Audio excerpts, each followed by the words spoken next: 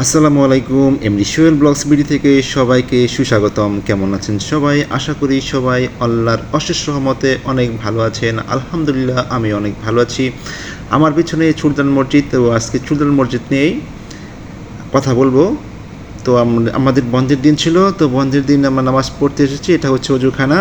আমি আসিফ, আমরা দুজনে অজু করে নিলাম নামাজ পড়ার জন্য।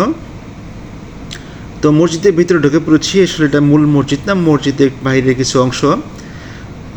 মানুষ শুক্রবার, তাই আজকে অনেক মানুষের অনেক চাপ।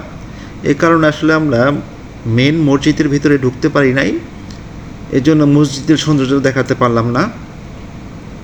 তো কিছুক্ষণের মধ্যেই নামাজ শুরু হবে। তো আমরা মসজিদে এসে 2 রাকাত সুন্নত নামাজ পড়ে নিয়েছি। এখনই ফরজ নামাজ শুরু হবে।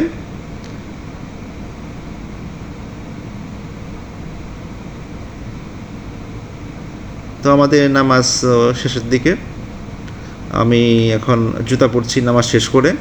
আমি এবং আমার কলিগ আসিফ, আমরা দুজনে মিলে নামাজ পড়তে আসি এই সুলতান মসজিদে।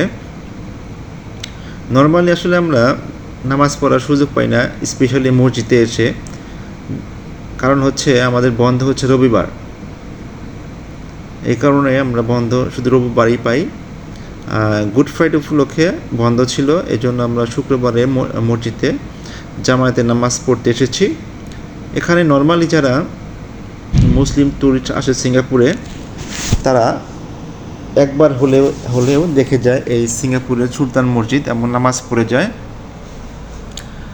আসলে আমাদের এই শুক্রবারে বন্ধ পেয়ে কী যে ভালো লাগছে আপনাদের বোঝাতে পারবো না।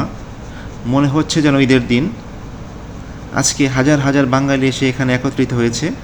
সিঙ্গাপুরে 1.5 লাখের মতো বাঙালি থাকে যারা এখানে কাজ করে। তাছাড়াও এখানে সিঙ্গাপুরিয়ান সংখ্যা মুসলমান সংখ্যাগরিষ্ঠ 15%, যাদেরকে বলা হয় মালয় মুসলিম।